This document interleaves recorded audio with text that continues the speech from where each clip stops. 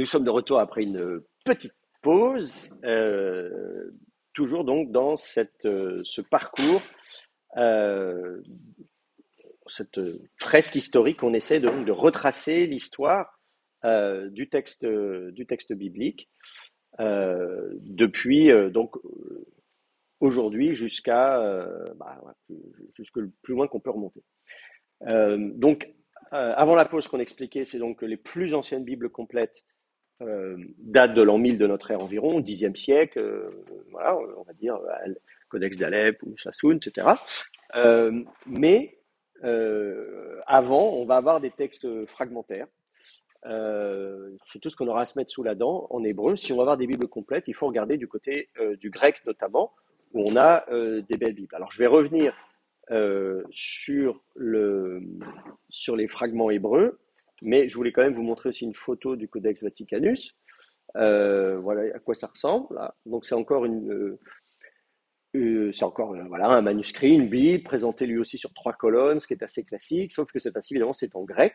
Donc voilà, et avec une écriture qu'on appelle onciale, c'est-à-dire des lettres majuscules. Alors le terme codex, d'ailleurs, je profite parce que vous ne savez peut-être pas ce que ça veut dire. En fait, le codex, c'est un livre dont les pages sont empilées les unes sur les autres et reliées sur le côté. Et alors, je vois votre étonnement en disant, bah oui, donc c'est un livre. Voilà, c'est ça. Et oui, absolument. En fait, le mot codex, c'est le mot technique pour dire le mot livre qu'on emploie aujourd'hui. Alors, pourquoi on a besoin d'un terme technique? Parce que figurez-vous que c'est pas la seule façon de relier les pages d'un livre. Nous, c'est comme ça qu'on fait. Mais il y a une autre façon. Au lieu d'empiler les feuilles les unes sur les autres et les relier sur le côté, vous avez une idée de comment on peut faire à part ça? Un rouleau, absolument. Voilà. Vous pouvez mettre les feuilles bout à bout et les relier, les coller ou les coudre bout à bout, et ensuite vous roulez. Ça fait ce qu'on appelle un rouleau. Et donc, effectivement, dans l'Antiquité, on a des rouleaux, ou bien des documents qui sont pliés, des grandes feuilles qui sont pour les petits documents. Donc, voilà, dans l'Antiquité, on a des rouleaux ou des textes qui sont pliés, mais le codex est une innovation technologique du début de notre ère. Voilà. Donc, ça n'existait pas avant, et à un moment donné, quelqu'un s'est dit, tiens, mais on pourrait faire comme ça, ce qui présente plusieurs avantages. D'abord, on peut écrire des deux côtés de la feuille. Donc on fait des économies de papier. Enfin, je dis papier, à l'époque, c'était pas du papier, là c'est du parchemin, c'est de la peau animale. Hein.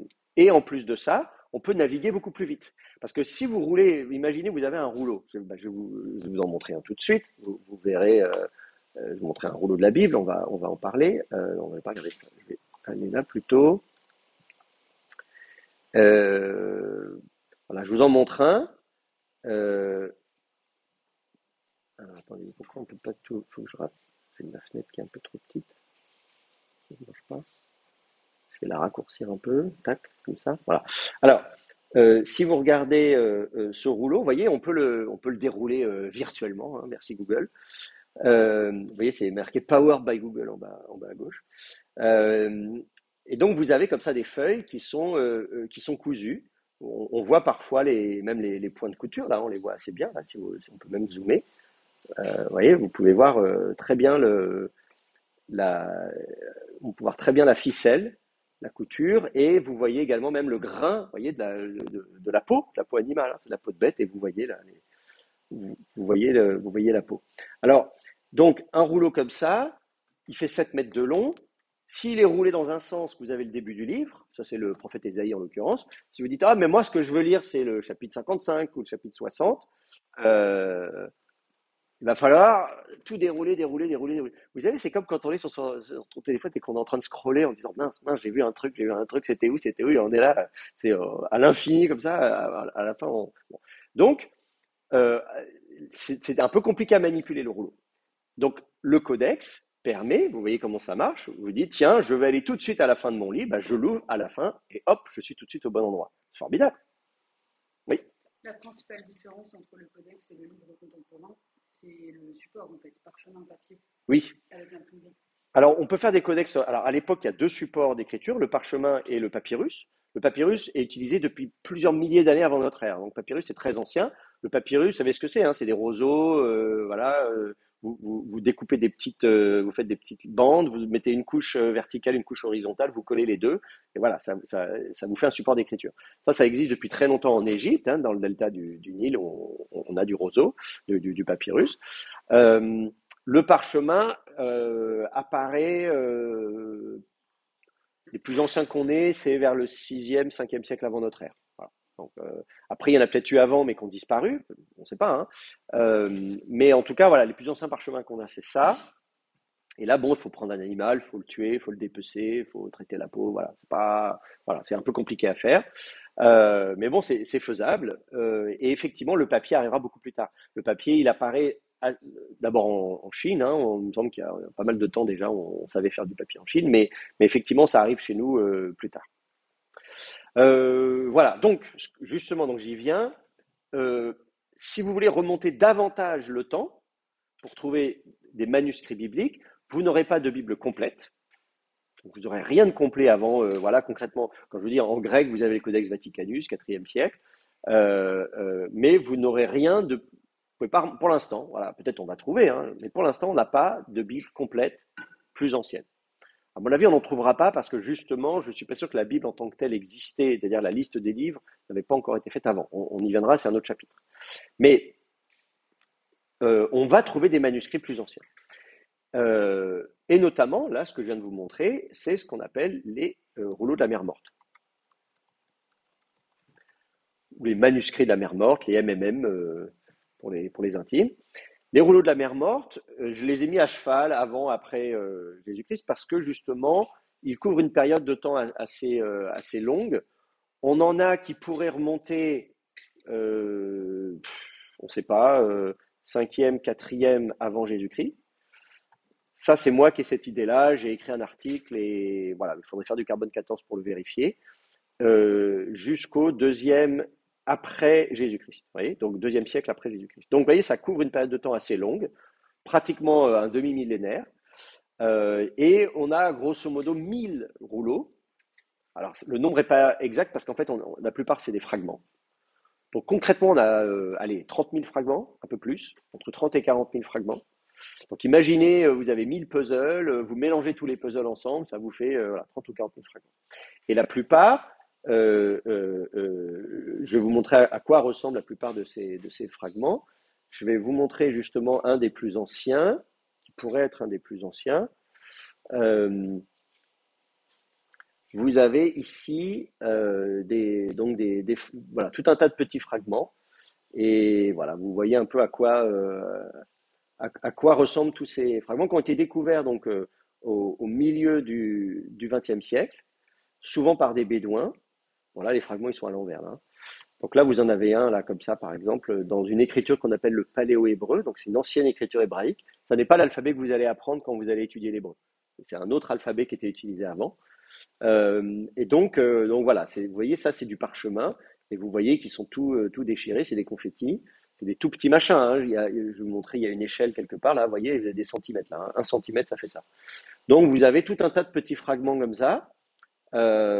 Certains pourraient remonter jusqu'au 4e ou 5e siècle avant notre ère. Et donc, il a fallu reconstituer les puzzles. Et on a reconstitué à peu près 1000 puzzles à partir de ça, à la louche. C'est pas que des manuscrits de livres de la Bible. Il n'y en a qu'un quart, en fait, seulement qui représente des manuscrits de livres de la Bible. Les trois quarts, c'est d'autres œuvres littéraires, des œuvres religieuses, hein, c'est des textes religieux du judaïsme antique, mais pas forcément des livres qui sont trouvés dans la Bible. Donc, évidemment, ça pose la question de savoir pourquoi certains livres se retrouvent dans la Bible et pas d'autres. Euh, et, euh, et donc, voilà, quelques-uns sont bien conservés. Le manuscrit star, c'est celui-là, ce que je vous ai montré tout à l'heure, qu'on appelle le grand rouleau d'Ésaïe, parce qu'il est complet. Justement, c'est un des rares. Il y a 2, 3 rouleaux qui sont complets. Et encore, vous voyez, il lui manque un peu des morceaux quand même. Mais globalement, vous pouvez le lire, ça s'écrit de droite à gauche. Et là, il utilise l'alphabet que vous allez apprendre, ou que vous avez appris si vous avez étudié l'hébreu. L'alphabet a un peu évolué, évidemment, donc il faut s'habituer un petit peu. Mais concrètement, là, vous reconnaissez le haïn, ça c'est un dalet, ça c'est un tsadé, vav, aleph, resh, etc. Bon, voilà. Donc pour ceux qui ont fait un peu d'hébreu, voilà, vous verrez, c'est quand même, là vous avez un beau lamed, voilà. Donc tout ça, c'est pas très différent de l'alphabet que vous allez étudier en classe. Et donc ce manuscrit, lui, il date environ d'une centaine d'années avant notre ère. Ça, c'est quand même intéressant. Je vais le noter là, parce que c'est le plus ancien, euh, donc moins 100 environ, c'est le grand rouleau d'Isaïe. C'est à ce jour, Ça s'écrit Isaïe ou Ésaïe, hein, c'est comme vous voulez. Bah, ici, en théologie protestante, on va dire Ésaïe. Pardon? Avec un E. Ah oui, pardon, vous voyez pas le truc, j'ai écrit. Voilà. Le prénom Isaïe s'écrit soit avec un I au début, Isaïe, ou Ésaïe avec un E, selon les traductions françaises de la Bible. Vous verrez, voilà. Donc, Louis II, il a choisi Ésaïe, le livre d'Ésaïe, mais dans d'autres traductions françaises, on dit Isaïe. En hébreu, c'est Yeshayahu, voilà, si vous voulez connaître le prénom du prophète. Donc ça s'écrivrait Y-E, etc. Donc là, tout le monde est content, il y a un Y, un E, Yeshayahu. Bref, bon. Donc, celui-là, je le marque parce que c'est le plus ancien rouleau complet, à part, il est un petit peu abîmé, mais globalement complet, d'un livre de la Bible. Donc ça, à ce jour, on n'a rien de plus ancien. Si vous voulez lire ne serait-ce qu'un livre de la Bible dans son intégralité, le texte le plus ancien que vous allez voir, c'est donc ce grand rouleau d'Ésaïe. Il est aussi exposé à Jérusalem, au musée. Donc c'est pareil, vous pouvez aller le voir, aller l'admirer. Cela dit, là, c'est bien, hein, on a quand même des photos, on a des super photos.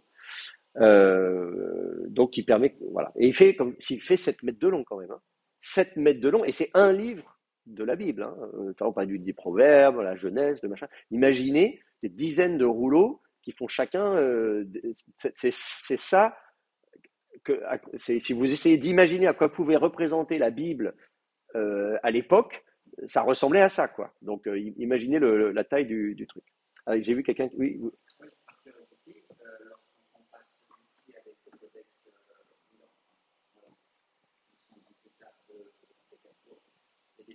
voilà. Alors, la question qui est posée, c'est est-ce qu'il y a des différences entre le texte que vous avez là sous les yeux et le texte qu'on connaît 1000 ans plus tard dans le codex de Leningrad, Saint-Pétersbourg, Alep, etc. Alors, oui, il y a des différences. C'est justement très intéressant parce que tous ces rouleaux de la mer Morte, comme dit, il y a à peu près voilà, 230, 250 qui sont des rouleaux de livres de la Bible. Alors des livres qui sont copiés indépendamment les uns des autres. Hein. C'est pas une Bible en entier, mais c'est voilà un rouleau par livre. Parfois quelques livres copiés ensemble, mais voilà. Mais sinon, et donc avec le texte peut varier. Et ça rejoint aussi une question qui m'a été posée justement sur BBB par un étudiant qui me demandait justement la fiabilité de conservation des manuscrits. En 1000 ans, est-ce que le texte a bougé, est-ce qu'il n'a pas bougé? Alors la réponse est oui, il a bougé le texte. Euh, euh, pour faire simple, les rouleaux de la mer Morte qui sont les plus tardifs, c'est-à-dire ceux qui datent du 2e siècle après Jésus-Christ, fin 1er, début 2e siècle après Jésus-Christ, grosso modo, le texte est le même que celui que vous retrouverez 1000 ans plus tard. Donc, à la différence près que 1000 ans plus tard, on a introduit des points voyelles. Donc, vous n'avez peut-être pas commencé l'hébreu, mais donc, en hébreu, le système d'écriture, donc vous avez l'alphabet, vous avez 22 lettres dans l'alphabet, mais on ne note pas systématiquement les voyelles. Et donc, bon, on s'en sort. Hein, si j'écris en français sans les voyelles, B, N, J, R, bonjour, tout le monde sait faire ça, tout le monde sait écrire en abrégé, voilà. Donc, on s'en sort quand même sans les voyelles. Mais il peut y avoir des cas où il peut y avoir une ambiguïté. Donc, à un moment donné, au Moyen Âge, on s'est dit, tiens, on va quand même fixer la prononciation du texte, chaque voyelle, et plus même que les voyelles, on a fait ce qu'on appelle une cantillation du texte, puisque le texte, il est lu quand vous le lisez à la synagogue, on monte la voix, on baisse la voix, on allonge, on s'arrête, on fait des pauses, etc. etc. Donc on a tout un tas de petits signes tout autour qui vous permettent de fixer. Vous voyez, c'est ce que vous voyez là sur le texte, vous avez les consonnes, vous avez le texte en gras, c'est les consonnes, et puis vous avez un petit point au milieu, un petit point en dessous, là vous avez 2 points en dessous de la lettre, un petit trait en dessous de la lettre, un petit taquet en dessous de la lettre. Tous ces petits points, ces petits traits, ces petits machins, ça, c'est ce qui a été inventé au Moyen-Âge pour fixer la prononciation et la cantillation du texte. Donc ça, évidemment, ça n'existait pas à l'époque des rouleaux de la mer Morte, donc ça, on ne va pas les trouver puisque ça n'existait pas, mais il va rester quand même les lettres elles-mêmes, l'alphabet, et ça, comme je vous disais, grosso modo, dans les manuscrits les plus tardifs, au IIe siècle, le texte est le même. Donc c'est pas mal de se dire, finalement, le texte a été fixé quelque part à cette époque-là, et ensuite, on a réussi à le conserver de façon assez précise pendant 1000 ans. Avant ça, et là, typiquement, le rouleau que je vous ai montré, le grand rouleau d'Isaïe, date de 100 ans avant notre ère. Donc là, on est avant cette fixation du texte. Le texte biblique n'a pas encore été fixé, et là, il y a des différences. Il y a des différences par rapport au texte que vous connaissez, et il y a même des différences à l'intérieur même du rouleau, puisqu'en fait, ce sont des rouleaux sur lesquels il y a encore un travail éditorial qui est fait. Là encore, ce serait l'objet d'un cours à part entière. Je ne vais pas en parler plus que ça aujourd'hui, mais juste pour vous montrer un exemple, vous avez, euh, vous avez ici donc à l'écran, je vous montre une colonne. Vous voyez, les lignes sont tracées. Vous avez les lignes comme ça à la pointe sèche, comme vous savez, comme les cahiers qui sont quadrillés, là, les cahiers qui ont déjà les lignes. Donc le scribe, il écrit un interligne régulier. Vous voyez que l'interligne est le même d'une ligne à l'autre, d'accord. Vous avez donc un interligne qui est le même d'une ligne à l'autre. Et puis, à un moment donné, ici, là, il y a un problème avec cette interligne. Vous voyez ce qui se passe? Voilà. Il y a ces deux lignes-là ont l'interligne régulier, ça, il n'y a pas de problème, mais entre les deux, on a ajouté du texte. On a ajouté du texte, une ligne entière, ça s'écrit de droite à gauche, tac, tac, tac, tac, tac, tac, tac, et on écrit un peu plus petit, hein, parce qu'on n'a pas beaucoup de place entre les deux, et hop, quand on arrive au bout ici, on tourne, et on continue à la verticale dans la marge. Ça veut dire aussi que la colonne suivante avait déjà été écrite.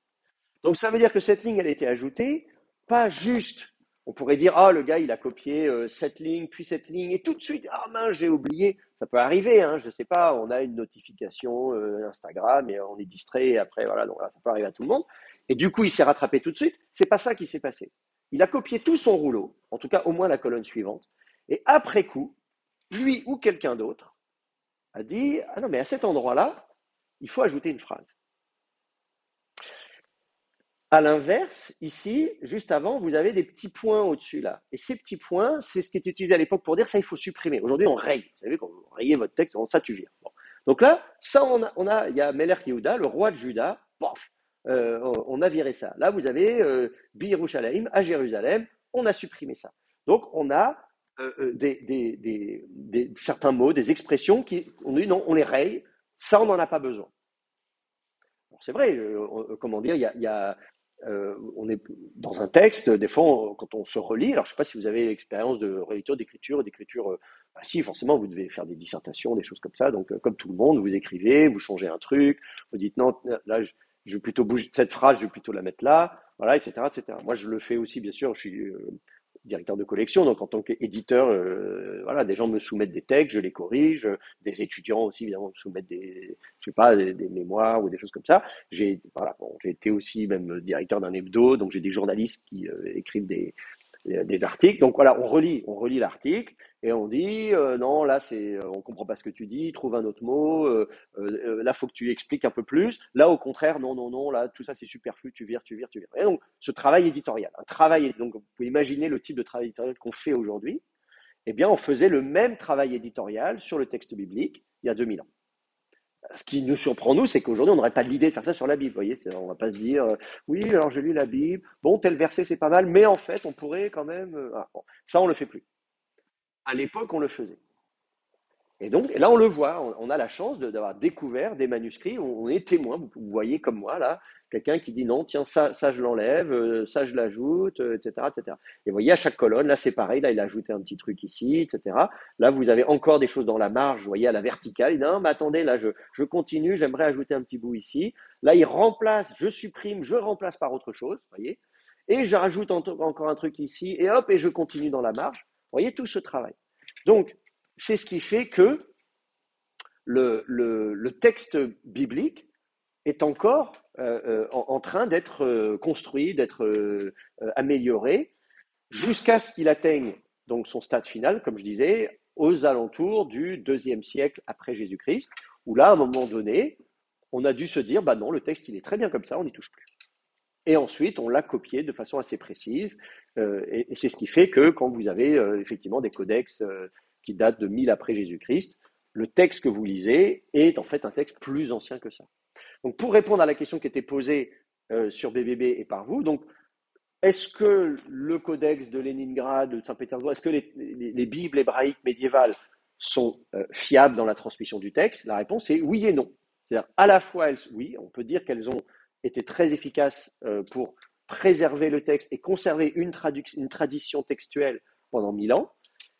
Et en même temps, grâce au manuscrit de la mer morte, on sait qu'il y avait d'autres, que le texte était vivant. que le texte pouvait être modifié et que selon les différentes communautés juives et chrétiennes, eh bien, on n'a pas forcément fixé le texte de la même manière. Typiquement, pour le Pentateuque, la Torah de Moïse, les 5 premiers livres de la Bible, on a une autre tradition en hébreu conservée chez les Samaritains.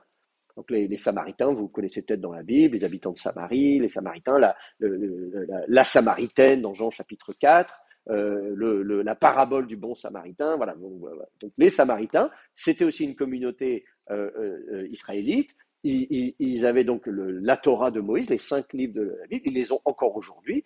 Ils ont un sanctuaire sur le mont Garizim, en Cisjordanie, donc vous pouvez y aller, c'est sur les hauteurs de Naplouse. Et eux, ils ont un texte en hébreu, sauf que il y a des différences entre leur Pentateuque à eux et le Pentateuque lu dans le judaïsme rabbinique. Et dans les deux cas, c'est une tradition très ancienne qu'on retrouve parmi les rouleaux de la mer Morte. Donc dans les deux cas, ces deux communautés, que ce soit le judaïsme rabbinique ou les Samaritains, ont conservé un texte hébreu des 5 premiers livres de la Bible, fidèlement, depuis 2000 ans.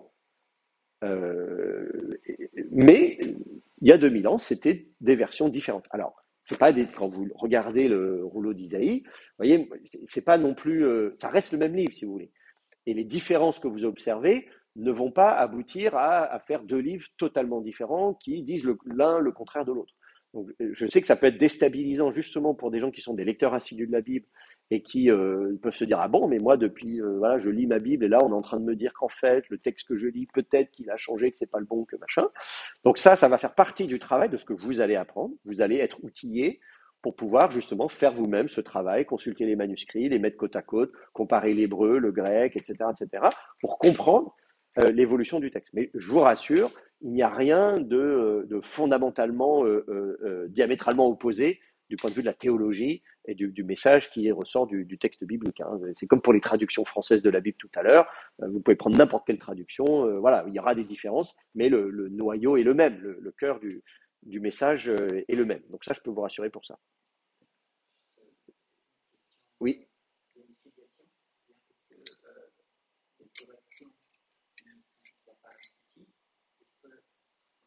Corriger, entre guillemets, un script dans le codex et est-ce qu'il y a une filiation? Quelle est la filiation? Oui, donc la question c'est est-ce que les corrections qui ont été apportées là, on les retrouve dans le codex, dans la tradition rabbinique luthérienne? Alors la réponse est non, pas toujours justement. C'est-à-dire qu'en fait les corrections qui ont été apportées là, on peut les retrouver pour certaines dans d'autres manuscrits plus tard. Donc certaines communautés ont accepté ces propositions de ce travail éditorial, d'autres au contraire ont dit ah non, nous ça ne nous intéresse pas, on n'est pas d'accord, on va pas. Et donc quand on étudie les rouleaux de la mer Morte, si vous mettez côte à côte, par exemple pour le prophète Isaïe, il y a une vingtaine d'exemplaires, plus que ça même, du livre du prophète Isaïe. Il est en tête, hein, il est sur le podium, c'est un best-seller, hein, le rouleau d'Ésaïe. Dans les rouleaux de la mer Morte, oui, il y a les 3 livres les plus copiés, c'est les psaumes, le Deutéronome et Isaïe, qui sont aussi les 3 livres les plus cités dans le Nouveau Testament. Hein. Je dis ça, je dis rien, mais voilà, pour moi, il n'y a pas de hasard. C'est clairement le prophète Ésaïe, c'est quelqu'un de très important. C'est un livre très très important dans le judaïsme autour de notre ère. Donc on l'a beaucoup copié, mais quand vous mettez les manuscrits côte à côte, eh bien ils n'ont pas tous le même texte. Ils ont même rarement le même texte. Et on peut justement voir qu'à un moment donné, certaines communautés ont dit bah nous on va modifier le texte dans ce sens-là. Certains ont dit ah oui d'accord c'est très bien, on prend. D'autres ont dit non, nous on n'est pas d'accord, on va faire une autre modification de notre côté. Alors ça complexifie beaucoup les choses. Hein. Aujourd'hui on a les mêmes problèmes quand on fait du code informatique. S'il y en a qui sont sur GitHub qui font du développement informatique, on dit tiens les gens corrigent du code informatique différemment et après il faut harmoniser tout ça. Donc il y avait déjà les mêmes problèmes avec la Bible il y a 2000 ans. Ok? C'est bon pour vous? Très bien. Alors, qu'est-ce que je vais vous dire d'autre? Ça c'est une fois que ça c'est clair.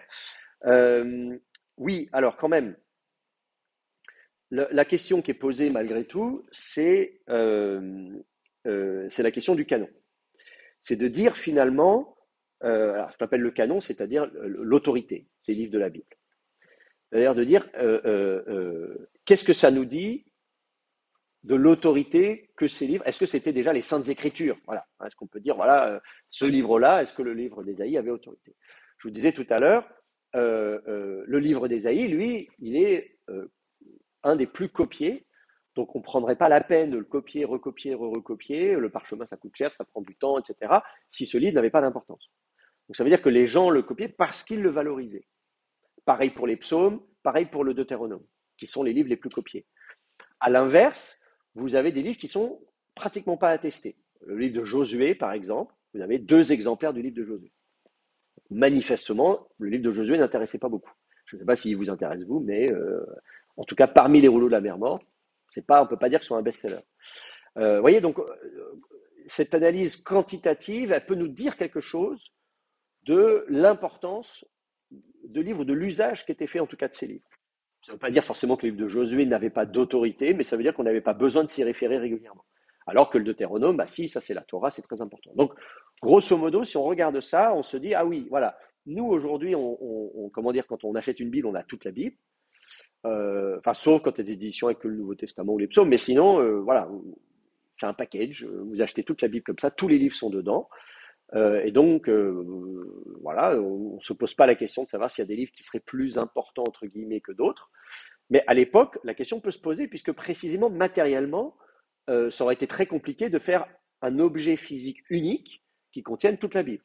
Et on n'avait pas inventé le codex à l'époque.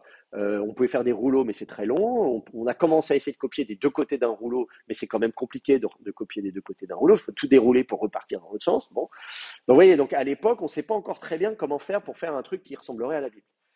Donc les livres sont copiés séparément, et donc à partir du moment où les livres sont copiés séparément sur des rouleaux, vous pouvez dire, bah, moi je veux un rouleau d'Ésaïe, je veux un rouleau des psaumes, vous pouvez faire à la carte, comme quand vous allez chez le poissonnier, et avec ceci, bah, qu'est-ce que je vous sers autre chose, enfin, voilà, vous faites votre marché. Donc ça, c'est surprenant pour nous, parce que ce n'est pas des questions qu'on se pose aujourd'hui. On ne se pose plus ce genre de questions, mais les questions, elles se posaient à l'époque. Alors, il y a aussi des critères qualitatifs, pas simplement quantitatifs. Il ne s'agit pas juste de dire, voilà, il y a 40 exemplaires du livre des psaumes, donc c'est voilà, le livre le plus important. On peut aussi dire, bah non, parce que le livre des psaumes, il est beaucoup utilisé dans la liturgie, parce que les psaumes, c'est des chansons, et comme on aime bien chanter, quand on se rassemble, on prie, on chante, et ben donc forcément, on va dire, tiens, on va, c'est comme aujourd'hui, quand vous allez dans beaucoup d'églises, vous avez tous les recueils des cantiques qui sont là, vous en mettez sur tous les bancs, tout ça, donc parce que voilà, vous allez pouvoir les utiliser régulièrement. Donc, ça veut peut-être juste dire que le livre des psaumes était utilisé plus régulièrement que le livre de Josué, par exemple, qui nous raconte des conquêtes militaires, qui n'intéressent pas forcément tout le monde tout le temps.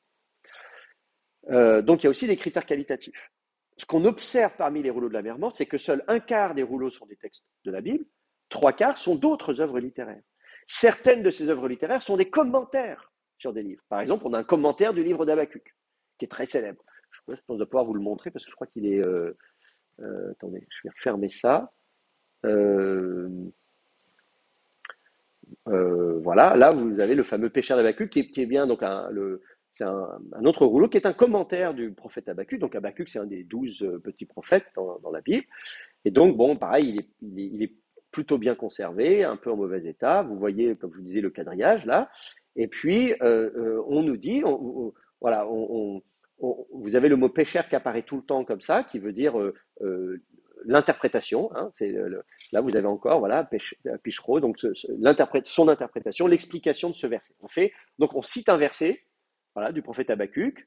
Je cite le verset, je fais un commentaire sur le verset. Voilà l'explication de ce verset. Je cite le verset suivant, je fais l'explication. Donc là encore, que quelqu'un prenne le temps de prendre le prophète Habakkuk et verset par verset de faire une explication de texte pour dire voilà comment on l'interprète et surtout comment on l'interprète nous à notre époque, parce qu'Habakkuk il a vécu il y a des siècles, il a prophétisé il y a très longtemps, mais ça nous concerne aujourd'hui, donc on s'approprie le texte. On vient dire ce texte écrit il y a des siècles, il me parle à moi aujourd'hui et il me parle de ma situation en tant que croyant aujourd'hui. C'est ce que faisaient donc les auteurs de ce commentaire. Ça prouve que pour eux, le prophète Habakkuk a de l'autorité. Vous voyez, on ne prendrait pas le temps de lire ce prophète et de le commenter si on n'avait pas si on ne lui accordait pas d'autorité. Bon. Donc, on a aussi ce genre d'indice qui nous prouve que oui, il y a des livres qui ont de l'importance. Et donc, on a un commentaire de la même manière du prophète Ésaïe, on a un commentaire d'autres livres. Donc, on se dit, d'accord, donc le livre d'Ésaïe, c'est un livre très important, les gens lui accordent de l'autorité, ils croient vraiment que ce livre est d'une certaine manière inspiré, si vous voulez, pour reprendre une terminologie qu'on emploie. Voilà, c'est Dieu qui parle à travers la bouche du prophète Ésaïe. euh, mais on va quand même modifier le texte. Alors nous, ça nous paraît un peu contradictoire. Eh bien, apparemment pas pour eux. Ça veut dire que si on modifie le texte, c'est pas parce que le livre, c'est pas une preuve que le livre n'a pas d'autorité, c'est peut-être même le contraire. C'est-à-dire que si le prophète Ésaïe, si c'était pas un livre important, on prendrait pas le temps d'améliorer le texte. On améliore un truc parce qu'on dit que c'est bien. C'est comme une cathédrale, vous voyez, où sans cesse on se dit qu'est-ce qu'on peut améliorer pendant des siècles et des siècles. On dit tiens, je vais faire ceci, je vais faire cela, je vais améliorer. Voilà, on se dit voilà, ça mérite, le texte mérite qu'on lui accorde un maximum d'attention. Il mérite d'être, voilà, même les moindres détails. Est-ce que peut-être je peux remplacer un mot par un autre pour que le texte soit plus percutant? Voilà, on retravaille le texte précisément parce qu'on estime qu'il le mérite. Donc c'est une façon de raisonner qui est différente de la nôtre, qui peut nous paraître un peu déroutant au premier abord, mais voilà, ça ne veut pas dire que le texte biblique n'a pas évolué, comment dire, que le texte biblique n'avait pas d'autorité parce qu'on l'a fait évoluer. Quand on fait évoluer le texte, ça ne veut pas dire que le texte n'a pas d'autorité, ça veut dire au contraire que justement on veut que le texte soit le meilleur possible. Donc ça, c'est un petit peu l'idée qu'on en a. Voilà, donc ça, c'est grosso modo ce qu'on peut dire. Alors pour remonter avant, on n'a pas de manuscrit de texte de la Bible auparavant. On a d'autres œuvres littéraires dans les rouleaux de la mer morte. Donc ça va poser la question de dire il y a des livres qui sont aussi très populaires, si vous regardez d'un point de vue quantitatif. Le livre d'Enoch, par exemple, il y a plus d'exemplaires du livre d'Enoch que du livre de Josué. Pourtant, le livre de Josué il est dans nos Bibles et pas le livre d'Enoch. Donc, pourquoi le livre d'Enoch ne s'est pas retrouvé dans la Bible? Vous voyez, donc ça pose aussi ce genre de questions. Et puis si on veut remonter, on a des textes qui peuvent ressembler au texte biblique ou qui peuvent éclairer sur le texte biblique. Par exemple, il y a des découvertes archéologiques comme les amulettes de Ketaphinum, qu'il faut situer quelque part par là. Je vais vous montrer à quoi ça ressemble. Qui sont voilà, des petites amulettes qui sont elles aussi exposées au musée à Jérusalem, des petites amulettes, des petites lamelles d'argent. C'est tout petit, hein, ça fait vraiment, ça fait quelques centimètres de longueur. Elles étaient roulées. On a du mal à les dérouler. Elles ont été découvertes dans des tombes à Jérusalem, pas loin de la Cinémathèque pour ceux qui connaissent Jérusalem. Là.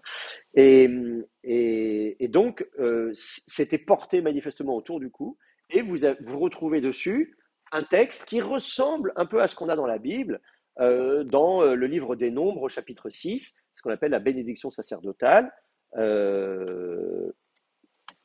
À la fin du chapitre 6, vous avez une bénédiction où Moïse dit comment il faut bénir le peuple. Un peu comme Jésus dit voilà comment il faut prier et il donne l'exemple du Notre Père. Et bien là, Moïse dit voilà comment on bénit le peuple et il donne un exemple de bénédiction. Que le Seigneur te bénisse et te garde, que le Seigneur fasse briller sa face sur toi et t'accorde sa grâce, que le Seigneur lève sa face vers toi et te donne la paix. Voilà. Et ça, c'est encore une bénédiction qui est utilisée encore aujourd'hui à l'église. Vous avez le pasteur ou le prêtre, voilà, une bénédiction à la fin de.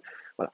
Donc ça, ce petit texte, cette petite bénédiction qui est très belle, eh bien, on la retrouve sur cette amulette, sur ces amulettes, qui datent de quelques siècles avant notre ère. Elles ont trouvé dans des tombes, donc la stratigraphie n'est pas très claire, c'est-à-dire la datation est difficile à établir. Certains disent 600 avant notre ère, d'autres disent 400 avant notre ère. Bon, voilà, on va pas se battre. En tout cas, c'est suffisamment ancien. L'écriture, c'est encore le paléo-hébreu, donc cette écriture hébraïque ancienne. Et donc, il y a des gens qui disent ah, c'est le plus ancien rouleau de la Bible. Alors, c'est pas un rouleau de la Bible, hein, c'est une petite amulette, c'est une petite phrase. Voilà. Ça veut dire que cette bénédiction, elle était connue à l'époque. C'est ça que ça veut dire. Ça veut dire que cette bénédiction, c'est une tradition très ancienne. Ça veut même pas dire que le livre des Nombres en tant que tel existait à l'époque. Moi, je pense que oui, mais après tout, on peut tout à fait imaginer que c'était pas le cas, et que c'était une tradition orale, que cette bénédiction existait depuis des siècles oralement. Voilà ce que je veux dire. On peut imaginer plein de scénarios. En tout cas, ce qui est sûr, c'est que ça prouve à minima que les traditions bibliques, y compris celles qui se retrouvent à l'écrit dans les livres de la Bible, elles existaient déjà auparavant. Mais voilà, quand on va faire de l'archéologie, le matériau qu'on va utiliser, c'est ça. On va comme ça, de la même manière, avec l'archéologie, être capable d'avoir la confirmation de l'existence de personnages de la Bible, d'événements, de guerres, de batailles, etc., parce qu'on va faire des fouilles archéologiques et on va trouver une stèle érigée par tel ou tel roi. Il y a deux stèles très connues, stèles de Mécha et Tel Dan, qui sont les plus anciennes mentions, par exemple, du roi David. Vous voyez, on se dit, est-ce que le roi David a existé? Eh bien, au 9e siècle avant notre ère, on va dire vers 800 avant notre ère, vous avez, donc ça c'est vers moins 800, vous avez comme ça des stèles érigées par des ennemis, vraisemblablement. Je vais vous montrer la stèle de Mécha. Elle est au Louvre pour une fois, donc c'est bien, tout n'est pas à Jérusalem. La stèle de Mécha, voilà, elle est au Louvre, et donc c'est une inscription érigée par le roi de Moab, c'est en Jordanie actuellement. C'est un peuple ennemi des Israélites, ils se font la guerre, et le roi Mécha de Moab, il est mentionné dans la Bible. Dans le deuxième livre des rois, au chapitre 3, vous avez une mention. euh, on nous dit qu'il fait la guerre. Euh, euh, voilà, verset 4, Mécha, roi de Moab, était Téver, il payait au roi d'Israël un tribut, etc. Bon, voilà. Donc, dans la Bible, on nous dit ça, on nous parle de ce roi, on dit qu'il va y avoir une guerre avec ce roi. Est-ce que ce roi a existé? Est-ce que, voilà, on pouvait se poser la question. Maintenant, voilà, on découvre une stèle qui érigée par lui-même. Il dit, moi, Mécha, roi de Moab, j'ai érigé cette stèle parce que j'étais effectivement assujetti aux Israélites, mais je me suis, voilà, grâce à mon Dieu, je leur ai mis la raclée, etc., etc. Bon. Donc ça, c'est découvertes archéologiques. Ce ne sont pas des livres de la Bible, ce ne sont pas des textes bibliques en tant que tels, mais ce sont des textes qui parlent des mêmes événements ou des mêmes personnages que ceux que vous allez trouver dans la Bible. Donc ça, c'est ça qu'on va pouvoir. Si vous remontez le temps, c'est la préhistoire du texte biblique, si vous voulez. Vous n'avez pas de texte biblique à l'époque, on n'en a pas découvert. Je ne dis pas que ça n'existait pas, je dis qu'on n'en a pas découvert. Mais ce qu'on a, c'est ça. Donc, on peut remonter comme ça pour faire la préhistoire du texte biblique. Donc, voilà un petit peu pour ce parcours sur la chronologie. Alors, bien sûr, je peux mettre éventuellement certains personnages, si vous voulez vous repérer chronologiquement sur mon axe. Jésus, c'est facile de savoir où on le met puisque notre calendrier est fait pour ça. David, il faut le mettre ici. Là, vous allez mettre Abraham. On y reviendra parce que on refera un petit peu la chronologie de ce qu'on nous raconte dans la Bible, des personnages de la Bible.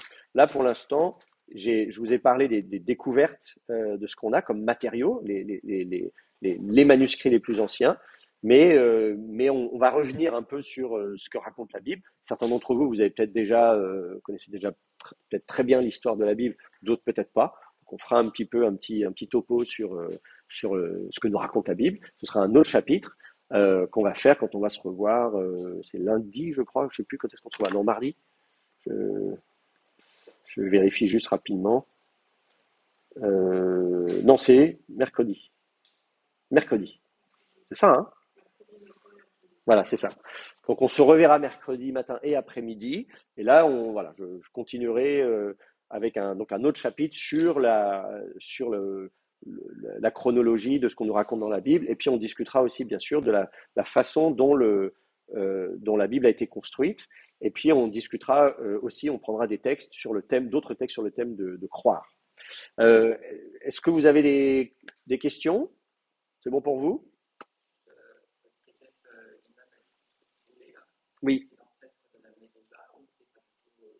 Ah, l'ancêtre de la mezouza. Alors oui, c'est pas bête de dire ça. C'est-à-dire que c'était porté autour du cou, peut-être pour protéger. Parce qu'en plus, non seulement il y a la bénédiction, mais après, dessus, on continue en disant il te protège du mal, et même à un moment donné, on a l'impression parce qu'il protège des démons. Donc on peut imaginer, vous savez, le côté un peu je suis protégé. Ce qui est aussi l'idée de la mezouza. Alors, dans le texte biblique, on dit non, c'est pour commémorer la sortie d'Égypte, tout ça. Mais il y a quand même l'idée de on est protégé. Voilà, on mettait le sang sur les linteaux, et donc le mal ne peut pas rentrer. Donc il y a quand même cette idée, il y a peut-être un lien effectivement avec ça. Bon, une autre question, oui. Je vous entends pas bien.